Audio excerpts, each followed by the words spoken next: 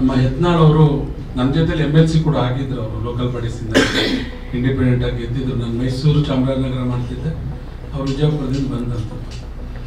ಅವರು ಬಹಳ ರಾಜಕೀಯ ಶ್ರೀಮಂತಿಕೆ ಉಳ್ಳಂತ ವ್ಯಕ್ತಿ ನನಗೆ ಗೊತ್ತಿರುವಾಗ. ಅವ್ರದೇ ಆದಂಥ ಈ ರಾಜ್ಯದಲ್ಲಿ ಚಾಪನ ಒತ್ತಿ ಏನು ಈ ದೇಶದ ಮುತ್ಸದ್ದಿ ಅಂತ ಹೇಳ್ತೀವಿ, ವಾಜಪೇಯಿ ಅವರ ಸರ್ಕಾರದಲ್ಲಿ ಮಂತ್ರಿಗಳಾಗಿ ಎಲ್ಲ ಮಾಡಿ ಯಾಕೋ ಅಷ್ಟು ದೊಡ್ಡ ಮಟ್ಟಕ್ಕೆ ಹೋದವರು ಇಷ್ಟು ಕೀಳು ಮಟ್ಟಕ್ಕೆ ಬರ್ತಾರೆ ಅಂತೇಳಿ ನಾನು ನೆನೆಸಿರ್ಲಿಲ್ಲ. ಒಂದು ಪ್ರಾಣಿಗೆ ಇರ್ತಕ್ಕಂಥ ಬೆಲೆಯನ್ನು ಬಿಟ್ಟು ಒಬ್ಬ ದಲಿತ ಮಹಿಳೆಯರು, ಪರಿಶಿಷ್ಟ ಜಾತಿ ವರ್ಗದ ಮಹಿಳೆಯರು ಕೂಡ ದಸರಾವನ್ನ ಉದ್ಘಾಟನೆ ಮಾಡಕ್ ಆಗಲ್ಲ ಅಂತ ಹೇಳಿದ್ರೆ ಇನ್ಯಾರು ಮಾಡ್ಬೇಕು ಅಂತ ಹೇಳಿ.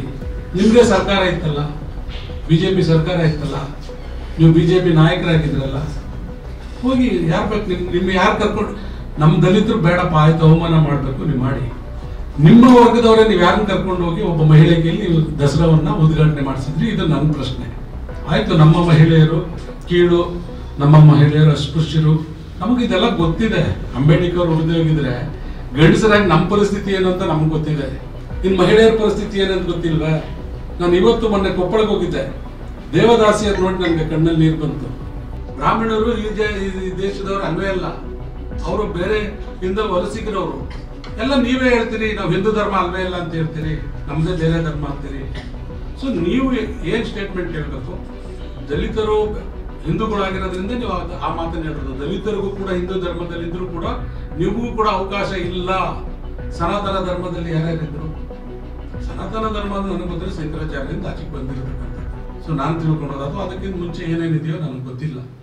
ಮಂಗಳೂರಲ್ಲಿ ಬಹಳ ಪರಿಶಿಷ್ಟ ಜಾತಿ ವಿಭಾಗ ಬಹಳ ಸಂಘಟನೆ ಆಗಿಲ್ಲ ಅಂತಕ್ಕಂಥದ್ದು ನನಗೆ ತುಂಬಾ ದಿನ ಕಾಡದಂತ ವಿಚಾರ. ಸೊ ಅದಾದ ನಂತರ ಪಕ್ಷದಲ್ಲಿ ದಿನೇಶ್ ಮಳೂರ್ ಅವ್ರನ್ನ ನನಗೆ ಮಾಡಿಕೊಟ್ರು. ಬ್ಲಾಕ್ ಕಾಂಗ್ರೆಸ್ ಅಧ್ಯಕ್ಷರಾಗಿ ಕೆಲಸ ಮಾಡ್ತಾ ಇದ್ರು ಉಳ್ಳಾಳ್ ಬ್ಲಾಕ್. ಸೊ ಅದಾದ ನಂತರ ಇವರೊಂದು ಅಧಿಕಾರ ಸ್ವೀಕಾರ ಸಮಾರಂಭಕ್ಕೂ ಕೂಡ ಕಳೆದ 2-3 ತಿಂಗಳಿಂದ ಬಂದು ಹೋಗಿದ್ದೀನಿ. ಬಹಳ ದೊಡ್ಡ ಮಟ್ಟದಲ್ಲಿ ನಮ್ಮ ದಕ್ಷಿಣ ಕನ್ನಡ ಜಿಲ್ಲೆಯಲ್ಲಿ ಸಂಘಟನೆ ಆಗ್ತಾ ಇರ್ತಕ್ಕಂಥದ್ದು ನಮಗೆ ಹೆಮ್ಮೆಯ ವಿಚಾರ. ಅವತ್ತು ಹಲವಾರು ಸಂಘಟನೆಗಳು, ಹೋರಾಟಗಾರರೆಲ್ಲ ಕೂಡ ಬಂದು ದಿನೇಶ್ ಮಳೂರ್ ಅವರ ನೇತೃತ್ವದಲ್ಲಿ ನಮ್ಮ ಪರಿಶಿಷ್ಟ ಜಾತಿ ವಿಭಾಗಕ್ಕೆ ಶಕ್ತಿಯನ್ನು ತುಂಬತಕ್ಕಂಥ ಕೆಲಸವನ್ನು ಮಾಡಿದ್ದಾರೆ. ಸೊ ಹಾಗಾಗಿ ನಮ್ಮ ಕೆಲಸ ಏನಪ್ಪಾ ಅಂದ್ರೆ, ಇವತ್ತು ಕಳೆದ 2.5 ವರ್ಷಗಳು ಅಂದ್ರೆ ನವೆಂಬರ್ಗೆ 2.5 ವರ್ಷ ಆಗುತ್ತೆ. ನೀವು ಪದಾಧಿಕಾರಿಗಳನ್ನ ಹೋಗಿ ಭೇಟಿ ಮಾಡಿ ಮಾತನಾಡಿ, ಅವ್ರಿಗೆ ಏನು ಪಕ್ಷ ಸಂಘಟನೆ ಬಗ್ಗೆ ಆಗಲಿ ಅಥವಾ ನಮ್ಮ ಪಕ್ಷದ ಬಗ್ಗೆ ಅಭಿಪ್ರಾಯಗಳನ್ನ ಪಡ್ಕೊಳ್ತಕ್ಕಂಥದ್ದು ಮತ್ತು ಸರ್ಕಾರದ ಬಗ್ಗೆ ಇರತಕ್ಕಂಥ ಅಭಿಪ್ರಾಯಗಳನ್ನ ನಮ್ಮ ಪದಾಧಿಕಾರಿಗಳ ಮುಖಾಂತರ ತಾವು ಪಡ್ಕೊಂಡು ನಮಗೆ ವರದಿ ಕೊಡಬೇಕಂತ ಹೇಳಿದ್ದಾರೆ. ಆ ವರದಿಯನ್ನು ಕೊಡೋದಕ್ಕೆ ಈ ಸಭೆಯನ್ನು ನಾನು ಮಾಡ್ತಾ ಇದ್ದೀನಿ. ಸೊ ಇವತ್ತು 13 ಇದೆ, ಇನ್ನೂ ಮಿಕ್ಕಿದಂಥ 27 ಜಿಲ್ಲಾ ಕಾಂಗ್ರೆಸ್ ಸಮಿತಿಗಳು ಕೂಡ ನಾವು ಪ್ರವಾಸವನ್ನು ಮಾಡಬೇಕಾಗ್ತದೆ. ಸೊ ನಮ್ಮ ಉಪಾಧ್ಯಕ್ಷರುಗಳು, ರಾಜ್ಯ ಪದಾಧಿಕಾರಿಗಳು ಎಲ್ಲ ಕಡೆ ಬರ್ತಾ ಇದ್ದಾರೆ. ಮತ್ತೆ ಪ್ರಪ್ರಥಮವಾಗಿ ನಾನು ನನ್ನ ಇದ್ರ ಬಗ್ಗೆ ಹೇಳೋದಕ್ಕಿಂತ ಮುಖ್ಯವಾಗಿ ನಮ್ಮ ಯತ್ನಾಳ್ ಅವರು ನನ್ನ ಜೊತೆಲಿ MLC ಕೂಡ ಆಗಿದ್ರು. ಅವರು ಲೋಕಲ್ ಬಾಡೀಸಿಂದ ಇಂಡಿಪೆಂಡೆಂಟ್ ಆಗಿ ಗೆದ್ದಿದ್ರು. ನಾನು ಮೈಸೂರು ಚಾಮರಾಜನಗರ ಮಾಡ್ತಿದ್ದೆ, ಅವರು ವಿಜಯಪುರದಿಂದ ಬಂದಂತ. ಅವರು ಬಹಳ ರಾಜಕೀಯ ಶ್ರೀಮಂತಿಕೆ ಉಳ್ಳಂತ ವ್ಯಕ್ತಿ ನನಗೆ ಗೊತ್ತಿರುವಾಗ. ಅವ್ರದೇ ಆದಂಥ ಈ ರಾಜ್ಯದಲ್ಲಿ ಚಾಪನ ಒತ್ತಿ ಏನು ಈ ದೇಶದ ಮುತ್ಸದ್ದಿ ಅಂತ ಹೇಳ್ತೀವಿ, ವಾಜಪೇಯಿ ಅವರ ಸರ್ಕಾರದಲ್ಲಿ ಮಂತ್ರಿಗಳಾಗಿ ಎಲ್ಲ ಮಾಡಿ ಯಾಕೋ ಅಷ್ಟು ದೊಡ್ಡ ಮಟ್ಟಕ್ಕೆ ಹೋದವರು ಇಷ್ಟು ಕೀಳು ಮಟ್ಟಕ್ಕೆ ಬರ್ತಾರೆ ಅಂತೇಳಿ ನಾನು ನೆನೆಸಿರ್ಲಿಲ್ಲ. ಯಾರೇ ಆಗಲಿ ಒಬ್ಬ ಮನುಷ್ಯನೇ. ನಮ್ಮ ದೇಶದಲ್ಲಿ ಪ್ರಾಣಿಗಳಿಗೂ ನಾವು ಗೌರವವನ್ನು ಕೊಡ್ತಕ್ಕಂಥ ದೇಶ ನಮ್ದು. ಒಂದು ನಾಯಿನೂ ಕೂಡ ನಾರಾಯಣ ಅಂತೀವಿ. ಮತ್ತೆ ಧರ್ಮರಾಯನ ಜೊತೆಯಲ್ಲಿ ಯಾರು ಸ್ವರ್ಗಕ್ಕೆ ಹೋದವರು ನಾಯಿ ಹೋಯ್ತು ಅಂತಕ್ಕಂಥ ಪಶು ಪಕ್ಷಿಗಳು, ಒಂದು ಗೋ ಇರಲಿ ಇನ್ನೊಂದಿರಲಿ. ಈಗ ಒಂದು ಸಿಂಹ ನೋಡಿದ್ರೆ ನಾವು ದುರ್ಗಿನಾಗ ನೆನೆಸ್ತೀವಿ, ಹುಲಿ ನೋಡಿದ್ರೆ ಚಾಮುಂಡೇಶ್ವರಿನ ನೆನೆಸ್ತೀವಿ, ಒಂದು ಕೋತಿಯಲ್ಲಿ ಆಂಜನೇಯನ ಕಾಣ್ತೀವಿ. ಇಂಥ ಸಂಸ್ಕೃತಿ ಇರ್ತಕ್ಕಂಥ ದೇಶದಲ್ಲಿ ಒಂದು ಪ್ರಾಣಿಗೆ ಇರ್ತಕ್ಕಂಥ ಬೆಲೆಯನ್ನು ಬಿಟ್ಟು ಒಬ್ಬ ದಲಿತ ಮಹಿಳೆಯರು, ಪರಿಶಿಷ್ಟ ಜಾತಿ ವರ್ಗದ ಮಹಿಳೆಯರು ಕೂಡ ದಸರಾವನ್ನ ಉದ್ಘಾಟನೆ ಮಾಡಕ್ ಆಗಲ್ಲ ಅಂತ ಹೇಳಿದ್ರೆ ಇನ್ಯಾರು ಮಾಡ್ಬೇಕು ಅಂತ ಹೇಳಿ. ನಿಮ್ಗೆ ಸರ್ಕಾರ ಇತ್ತಲ್ಲ, BJP ಸರ್ಕಾರ ಇತ್ತಲ್ಲ, ನೀವು BJP ನಾಯಕರಾಗಿದ್ರಲ್ಲ, ಹೋಗಿ ಯಾರು ಬೇಕು ನಿಮ್ಮ ಯಾರು ಕರ್ಕೊಂಡು, ನಮ್ಮ ದಲಿತರು ಬೇಡಪ್ಪ ಆಯ್ತು ಅವಮಾನ ಮಾಡ್ಬೇಕು ನೀವು ಮಾಡಿ, ನಿಮ್ಮ ವರ್ಗದವರೇ ನೀವು ಯಾರನ್ನ ಕರ್ಕೊಂಡು ಹೋಗಿ ಒಬ್ಬ ಮಹಿಳೆಗೆ ನೀವು ದಸರಾವನ್ನ ಉದ್ಘಾಟನೆ ಮಾಡಿಸಿದ್ರಿ. ಇದು ನನ್ನ ಪ್ರಶ್ನೆ. ಆಯ್ತು, ನಮ್ಮ ಮಹಿಳೆಯರು ಕೀಳು, ನಮ್ಮ ಮಹಿಳೆಯರು ಅಸ್ಪೃಶ್ಯರು, ನಮಗಿದೆಲ್ಲ ಗೊತ್ತಿದೆ. ಅಂಬೇಡ್ಕರ್ ಉಳಿದೇ ಹೋಗಿದ್ರೆ ಗಂಡಸರಾಗಿ ನಮ್ಮ ಪರಿಸ್ಥಿತಿ ಏನು ಅಂತ ನಮ್ಗೆ ಗೊತ್ತಿದೆ. ಇನ್ನು ಮಹಿಳೆಯರ ಪರಿಸ್ಥಿತಿ ಏನಂತ ಗೊತ್ತಿಲ್ವಾ? ನಾನು ಇವತ್ತು ಮೊನ್ನೆ ಕೊಪ್ಪಳಕ್ಕೆ ಹೋಗಿದ್ದೆ. ದೇವದಾಸಿಯರು ನೋಡಿ ನನಗೆ ಕಣ್ಣಲ್ಲಿ ನೀರು ಬಂತು. ನಾನು ವಿಧಾನ ಪರಿಷತ್ತಲ್ಲಿ ಒಂದು ಪ್ರಶ್ನೆಯನ್ನು ಎತ್ತಿದಾಗ, ದೇವದಾಸಿಯರು ಇರ್ತಕ್ಕಂಥದ್ದು ರಾಜ್ಯದಲ್ಲಿ 5 ಲಕ್ಷ ಜನ, ಸರ್ಕಾರ ಗುರುತಿಸಿರೋದು 50,000 ಜನ, ಸವಲತ್ತು ಸಿಗ್ತಾ ಇರೋದು 5,000 ಜನಕ್ಕೆ. ಇದೆಲ್ಲ ನಾನು ಪ್ರಶ್ನೆ ಮಾಡಿದ್ದೀನಿ. ಯಾಕೆ ನಿಮ್ಗೆ ಅವರೆಲ್ಲ ನಮ್ಗೆ ಯಾವ ಉದ್ಘಾಟನೆ ಬೇಡಿ ಸ್ವಾಮಿ, ಅಂಥವ್ರ ಬಗ್ಗೆ ನೀವು ಮಾತಾಡಿ. ಅವ್ರು ಮನುಷ್ಯರಲ್ವ ಅವರೆಲ್ಲ? ನಿಮ್ಮ ಜಿಲ್ಲೆನಲ್ಲೇ ಇದಾರಲ್ವಾ ದೇವದಾಸಿಯರು? ನನ್ನ ಜಿಲ್ಲೆಯಲ್ಲಿ ಇಲ್ಲ ಅಂತ ಕಾಣುತ್ತೆ, ಮೈಸೂರಲ್ಲಿ. ನಿಮ್ಮ ಜಿಲ್ಲೆಯಲ್ಲಿ ಇದ್ದಾರೆ ಅವರೆಲ್ಲ ಮನುಷ್ಯರಾಗಿ ಕಾಣಲ್ವ ನಿಮ್ಗೆ?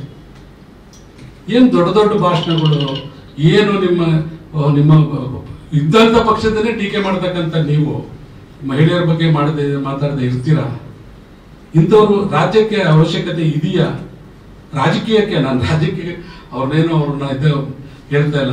ಇಂಥವ್ರ ಅವಶ್ಯಕತೆ ನಮ್ಮ ರಾಜಕೀಯ ವ್ಯವಸ್ಥೆಗೆ ಬೇಕಾ? ಅದಕ್ಕೆ ನಿಮ್ಮ ಸ್ಥಾನವನ್ನ ಬಿಜೆಪಿಯವರು ಕಿತ್ಕೊಂಡಿರ್ತಕ್ಕಂಥದ್ದು.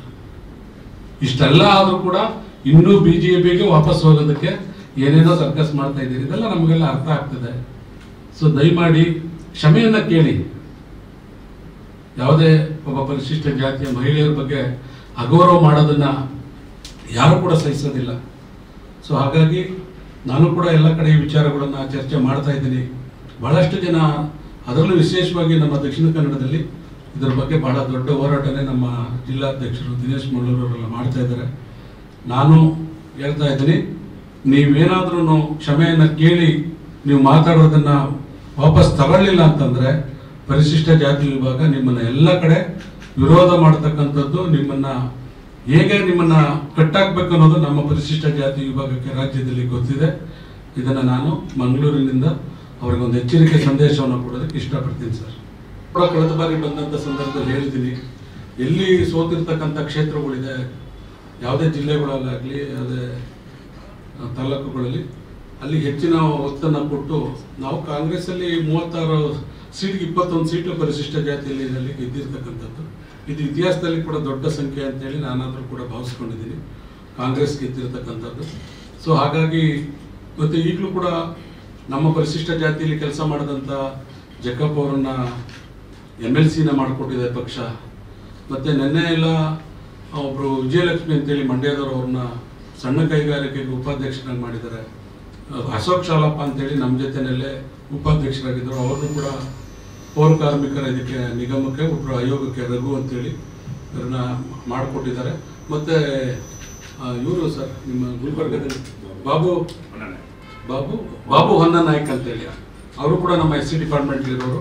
ಉಳಿದಂತೆ ನಾನು ಕೂಡ 5 ಜನರ ಹೆಸರನ್ನ ಕೊಟ್ಟಿದ್ದೀನಿ. ಅದರಲ್ಲಿ ಬಹಳ ಸೀನಿಯರ್ಸ್ಗಳಿದ್ದಾರೆ. ಸಾಕಷ್ಟು ಕಡೆ ಗ್ಯಾರಂಟಿ ಸಮಿತಿಗಳಲ್ಲಿ, ಯೂನಿವರ್ಸಿಟಿಗಳಲ್ಲಿ, ಬೇರೆ ಬೇರೆ ಕಡೆ ವಿಭಾಗದಲ್ಲಿ ಪರಿಶಿಷ್ಟ ಜಾತಿ ವಿಭಾಗಕ್ಕೆ ನನ್ನ ಒಂದು ರಾಜ್ಯ ಅಧ್ಯಕ್ಷ ಸ್ಥಾನ ಸಿಕ್ಕಿದ ಮೇಲೆ ಬಹಳಷ್ಟು ಜನಕ್ಕೆ ಅವಕಾಶ ಆಗಿದೆ. ನಾನು ಪಕ್ಷಕ್ಕೆ, ಮುಖ್ಯಮಂತ್ರಿಗಳಿಗೆ, AICC ವರಿಷ್ಠರುಗಳಿಗೆ ನಾನು ಕೃತಜ್ಞತೆಗಳನ್ನು ಹೇಳಕ್ಕೆ ಇಷ್ಟಪಡ್ತೀನಿ. ಅದು ಕೂಡ AICC ಅಧ್ಯಕ್ಷರಾಗಿ ನಮ್ಮ ಮಲ್ಲಿಕಾರ್ಜುನ್ ಖರ್ಗೆ ಸಾಹೇಬರು ನಮ್ಮ ರಾಜ್ಯದವರು ಇರ್ತಕ್ಕಂಥ ಸಂದರ್ಭದಲ್ಲಿ ಹೆಚ್ಚೆಚ್ಚು ಅವಕಾಶಗಳನ್ನ ಇನ್ನೂ ಮಾಡಿಕೊಡ್ಬೇಕು. ಬಹಳಷ್ಟು ಜನ ಪರಿಶಿಷ್ಟ ಜಾತಿ ವಿಭಾಗದಲ್ಲಿ ಕೆಲಸ ಮಾಡಿದಂಥವ್ರು, ಇದು ಕೂಡ ಒಂದು ವಿಭಾಗ ಆದರೂ ಕೂಡ ದೊಡ್ಡ ಮಟ್ಟದಲ್ಲಿ ನಾವು ಇವತ್ತು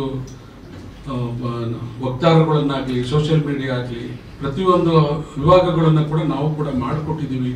ಸೊ ಇದೆಲ್ಲ ಕೂಡ ತಮ್ಮ ಮುಖಾಂತರ ಪಕ್ಷದ ವರಿಷ್ಠರಿಗೆ ಗಮನಕ್ಕೆ ತರ್ತಾ ಅವ್ರಿಗೆ ಮತ್ತೊಮ್ಮೆ ಕೃತಜ್ಞತೆಗಳನ್ನು ಹೇಳೋದಕ್ಕೆ ಇಷ್ಟಪಡ್ತೇನೆ ಸರ್. ಕ್ಷಮೆ ಕೇಳಿ. ಈಗ ಒಂದು ಕೆಲಸ ಮಾಡಿ, ಈಗ ನಮ್ಮಲ್ಲಿ ಯಾರ್ಯಾರು ಹೋರಾಟ ಮಾಡಿದ್ದಾರೆ, ಪ್ರತಿಭಟನೆಗಳು ಮಾಡಿದ್ದಾರೆ, ನಾವು ಬರ್ತೀವಿ, ನೀವು ಬನ್ನಿ, ಅದನ್ನ ಕ್ಲಿಪ್ಪಿಂಗ್ಸ್ ಹಾಕಿ ಮಾಧ್ಯಮದ ಮುಂದೆ ಸ್ಪಷ್ಟಪಡಿಸ್ಲಿ. ಅವರು ಅವರೇ ಸ್ಪಷ್ಟವಾಗಿ ಹೇಳಿದ್ದಾರೆ. ಹೇಳಿದ್ದು ಈಗ ಹೇಳ್ಬಿಟ್ಟು ತಪ್ಪಿಸ್ಕೊಳ್ಳೋದಕ್ಕೆ ಹೇಳ್ತಾ ಇದ್ದಾರೆ ಸರ್ ಅವರು. ಈಗ ಅವರು ಹೇಳ್ಬಿಟ್ಟಿದ್ದಾರೆ ಸ್ಟೇಟ್ಮೆಂಟ್ ನ. ಯಾವಾಗ ರಾಜ್ಯದಲ್ಲಿ ಪ್ರತಿರೋಧ ವ್ಯಕ್ತ ಆಯ್ತು, ಈಗ ಅದನ್ನ ತಪ್ಪಿಸ್ಕೊಳ್ಳಕ್ಕೆ ಹೇಳ್ತಾ ಇದ್ದಾರೆ ಅವರು. ಇವಾಗ ಹೇಳಿ, ಯಾಕೆ ನೀವು ಹೇಳಿರೋ ಸ್ಟೇಟ್ಮೆಂಟ್ ಅವರಿಗೆ ದಲಿತರ ವಿರುದ್ಧ ಮಾತಾಡಿದ್ರೆ ಯಾವತ್ತೂ ಕೂಡ ಈ ರಾಜ್ಯದಲ್ಲಿ ಯಾವತ್ತೂ ಕೂಡ ಅವಕಾಶ ಕೊಟ್ಟಿಲ್ಲ ದಲಿತರು. ಹಾಗಿರುವಾಗ ದಲಿತರಿಗೆ ಇವತ್ತು ಅವಮಾನ ಮಾಡಿರುವಂತದ್ದು, ಇವತ್ತು ಅವರು ನುಣುಚಿಕೊಳ್ಳಿಕ್ಕೆ ಅವರು ಸ್ಪಷ್ಟನೆಯನ್ನು ಬೇರೆ ಬೇರೆ ಕೊಟ್ಟಿರ್ಬೋದು. ಸನಾತನ ಧರ್ಮದಲ್ಲಿ ದಲಿತ ಮಹಿಳೆಗೂ ಕೂಡ ಅವಕಾಶ ಇಲ್ಲ ಅಂತ ಅವರು ಮನುವಾದವನ್ನು ಪ್ರತಿಪಾದಿಸ್ತಾ ಇದ್ದಾರೆ. ಸೊ ಹಾಗಿರುವಾಗ ಇವತ್ತು ಅವರು ಅವರು ಸ್ಪಷ್ಟನೆ ಬೇರೆ ಬೇರೆ ಕೊಟ್ಟಿರ್ಬೋದು. ಯಾಕೆ ಕೊಡ್ತಾ ಇದ್ದಾರೆ ಅಂತ ಹೇಳಿದ್ರೆ ಅವರಿಗೆ ಇನ್ನೂ ಅವಕಾಶ ಇಲ್ಲ. ಅವರು ಇನ್ನು ಅವತ್ತು ಇಡೀ ಏನು ಅವರ ಜಿಲ್ಲೆಯಲ್ಲಿ ಅವರು ಸೋಲುವಂತ ವ್ಯವಸ್ಥೆಗಳು ಮಾಡ್ತಾರೆ. ನಮ್ಮ ದಲಿತರು ಅದಕ್ಕೆ ಸರಿಯಾದ ಉತ್ತರ ಕೊಡ್ತಾರೆ. ಈ ಹಿಂದೆ ಕೂಡ ಬೇರೆ ಬೇರೆ ವಿಚಾರದಲ್ಲಿ ಕಳೆದ ಬಾರಿ ದಲಿತರಿಗೆ ಅನ್ಯಾಯ ಆದಾಗ ಯಾವ ರೀತಿ ಉತ್ತರ ಕೊಟ್ಟಿದ್ದಾರೆ ಅಂತ ಎಲ್ರಿಗೂ ಗೊತ್ತಿರುವಂತದ್ದು.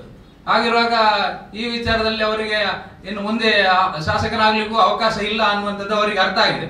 ಇವತ್ತು ದಲಿತರು ಇನ್ನು ಮುಂದೆ ಅಲ್ಲಿ ಉತ್ತರ ಕೊಡ್ತಾರೆ. ಅವರನ್ನು ರಾಜಕೀಯವಾಗಿ ಅವರಿಗೆ ಕೆಳಗೆ ಬೀಳ್ತಾರೆ. ಇನ್ನೂ ಕೂಡ ಅವರಿಗೆ ಅವಕಾಶ ಇಲ್ಲ ಅನ್ನುವ ಮಾತನ್ನು ಇವತ್ತು ಹೇಳಿ ಇಚ್ಛೆ ಪಡ್ತೇನೆ.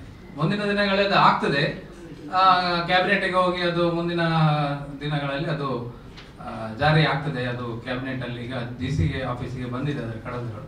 ಮುಂದೆ ಅದು ಕ್ಯಾಬಿನೆಟ್ಗೆ ಹೋಗಿ ಅದು ನಿರ್ಣಯ ಆಗಿ ಬರ್ತದೆ ವಾಪಸ್. ಈಗ ಇದದ್ದು ಕ್ಷಮಾಪಣೆ ಕೇಳಬೇಕು ಅಂತಂದ್ರೆ ಈಗ ಅವ್ರು ಸ್ಪಷ್ಟನೆ ಕೊಟ್ಟರು ಸಹಿತ ಕ್ಷಮಾಪಣೆ ಅಂತಂತೀರಾ? ಯಾಕಂದ್ರೆ ಅವ್ರನ್ನ ಹೇಳೇ ಇಲ್ಲ ಅಂತಂದಿದ್ದಾರೆ. ಒಂದ್ ಸೆಕೆಂಡ್, ಅವ್ರು ಹೇಗೆ ಇದನ್ನ ಅವರು ಇದನ್ನ ಹೇಳ್ಬೇಕಂತ ಹೇಳಿದ್ರೆ ನೋಡಿ, ನಾನು ಇಷ್ಟು ಸ್ಪಷ್ಟವಾಗಿ ಹೇಳಿದ್ದೀನಿ. ನಾನು SC ದಲಿತ ಮಹಿಳೆ ಪರವಾಗಿ ವಿರುದ್ಧವಾಗಿ ನಾನು ಮಾತನಾಡಿಲ್ಲ. ಇದು ನನ್ನ ಸ್ಟೇಟ್ಮೆಂಟ್ ಅಂತ ಹೇಳಿ ಹೇಳ್ಬೇಕು. ಅಲ್ಲಿ ಹೇಳ್ಬಿಟ್ಟು ಬಂದು ಇಲ್ಲಿ ಕೂತ್ಕೊಂಡು ಈಗ ನನಗೆ ಇಷ್ಟು ಅಂತ ಹೇಳಿದಲ್ಲ, ನಂದು ಅಲ್ಲ, ಅದು ಬೇರೆ ಯಾರೋ ಇದು ಮಾಡಿದ್ದಾರೆ. ನಾನು ಹೇಳಿದ್ದೆ ಅದು ಕ್ಲಿಯರ್ ಆಗಿ ಪೂರ್ತಿ ವಿಡಿಯೋ ನೋಡಿ ಎಲ್ಲ ಕ್ಲಿಯರ್ ಆಗಿದೆ. ಈಗ ಅವರು ನೀವು ಕೇಳ್ತಾ ಇರೋದು ಕ್ಷಮಾಪಣೆ ಕೇಳ್ಬೇಕು ಅಂತಂತೀರಲ್ಲ, ಏನು ಕ್ಷಮಾಪಣೆ ಯಾವ ರೀತಿಯಿಂದ? ಯಾಕಂದ್ರೆ ಇಷ್ಟು ಸ್ಪಷ್ಟನೆ ಕೊಟ್ಟ ಮೇಲೆ ಮತ್ತೆ ಇದೇನ್ ಕೊಡ್ಬೇಕು ಅವರು? ಈಗ ನಾವು ಹೇಳ್ಬಿಟ್ಟು ನಾವು ಹೇಳಿಲ್ಲ. ಈಗ ಎಲ್ಲರೂ ಕೂಡ ಕೋರ್ಟ್ ಅಲ್ಲಿ ಕ್ಷಮಾಪಣೆ ಯಾವ ರೀತಿಯಿಂದ ಅಂತ ಕೇಳಿದ್ರೆ, ಕ್ಷಮಾಪಣೆ ನೀವು ದಲಿತರನ್ನು ಮಾಡಿ ಅಂತ ಒತ್ತಾಯ ಮಾಡಿ. ನಿಮ್ಗೆ ಅಷ್ಟು ಧೈರ್ಯ ಇದ್ರೆ, ಅಷ್ಟು ನಮ್ಮ ಮಹಿಳೆಯರ ಮೇಲೆ ನಿಮ್ಗೆ ಪ್ರೀತಿ ಇದ್ರೆ ಅಲ್ಲ, ನೀವು ಕ್ಷಮಾಪಣೆ ಕೇಳಿಲ್ಲ ಅಂದ್ರೆ ನಾವು ರಾಜ್ಯಾದ್ಯಂತ ಪ್ರತಿಭಟನೆ ಮಾಡ್ತೇವೆ ಅಂತಂದ್ರೆ, ಈಗ ಇಷ್ಟು ಕೊಟ್ಟ ಮೇಲೂ ಕ್ಷಮಾಪಣೆ ಬೇಕು ಅಂತಂದ್ರೆ ಯಾವ ರೀತಿಯಿಂದ ಅಂತ ಕೇಳ್ತಾ ಇದ್ದೀನಿ. ಸರ್, ಹೇಳಿರೋದು ಅವರೇನೆ, ಏನೋ ಒಂದು ಸ್ಟೇಟ್ಮೆಂಟ್ ಹೇಳಿರೋದು. ಬೇರೆ ಅನ್ಯ ಧರ್ಮೀಯರಿಗಲ್ಲ, ದಲಿತರು ಕೂಡ ಹಿಂದೂಗಳು. ಅದಕ್ಕೆ ಅವರು ಆ ದಲಿತರ ಬಗ್ಗೆ SCಗಳ ಬಗ್ಗೆ ಅವರು ಹೇಳಿರ್ತಕ್ಕಂಥ ಸ್ಟೇಟ್ಮೆಂಟ್ ಇದು. ನನಗೆ ಗೊತ್ತಾಗೋದು ಆ ಥರ ಸರ್. ನನಗೂ ಕೂಡ ಅಲ್ಪ ಸ್ವಲ್ಪ ಇರೋ ಜ್ಞಾನದಲ್ಲಿ ಹೇಳ್ತಾ ಇದ್ದೀನಿ, ನನಗಿರೋ ಅನುಭವದಲ್ಲಿ ಹೇಳ್ತಾ ಇದ್ದೀನಿ. ಅವ್ರು ಈಗ ನೀವು ಹಿಂದೂಗಳು ಒಂದು ಕಡೆ ಹೇಳ್ತೀರಿ, ಹಿಂದೂಗಳು ಬಿಟ್ಟು ಬೇರೆಯವ್ರಿಗೆ ಮಾಡೋಕ್ಕೆ ಅವಕಾಶ ಇಲ್ಲ ಅಂತ. ಸನಾತನ ಧರ್ಮ ದ್ರಾವಿಡರು ಯಾರು ಸರ್? ನಾವೇ ಅಲ್ವ ಸರ್ ಮೂಲ? ಹಿಂದೂ ಧರ್ಮಕ್ಕೆ ಮೂಲ ಪರಿಶಿಷ್ಟ ಜಾತಿಯವರೇ ಮೂಲ. ನಾವು ಬ್ರಾಹ್ಮಣರು ಈ ದೇಶದವರು ಅಲ್ವೇ ಅಲ್ಲ. ಅವರು ಬೇರೆ ಇಂದ ವಲಸಿಗರವರು ಎಲ್ಲ. ನೀವೇ ಹೇಳ್ತೀರಿ ನಾವು ಹಿಂದೂ ಧರ್ಮ ಅಲ್ವೇ ಇಲ್ಲ ಅಂತ ಹೇಳ್ತೀರಿ, ನಮ್ಮದೇ ಬೇರೆ ಧರ್ಮ ಅಂತೀರಿ. ಸೊ ನೀವು ಏನು ಸ್ಟೇಟ್ಮೆಂಟ್ ಹೇಳ್ಬೇಕು? ದಲಿತರು ಹಿಂದೂಗಳಾಗಿರೋದ್ರಿಂದ ನೀವು ಆ ಮಾತನ್ನು ಹೇಳಿರೋದು. ದಲಿತರಿಗೂ ಕೂಡ ಹಿಂದೂ ಧರ್ಮದಲ್ಲಿದ್ದರೂ ಕೂಡ ನಿಮಗೂ ಕೂಡ ಅವಕಾಶ ಇಲ್ಲ. ಸನಾತನ ಧರ್ಮದಲ್ಲಿ ಯಾರ್ಯಾರಿದ್ರು? ಸನಾತನ ಧರ್ಮ ನನಗೆ ಬಂದರೆ ಶಂಕರಾಚಾರ್ಯರಿಂದ ಆಚೆಗೆ ಬಂದಿರತಕ್ಕಂಥದ್ದು. ಸೊ ನಾನು ತಿಳ್ಕೊಳ್ಳೋದು, ಅಥವಾ ಅದಕ್ಕಿಂತ ಮುಂಚೆ ಏನೇನಿದೆಯೋ ನನಗೆ ಗೊತ್ತಿಲ್ಲ.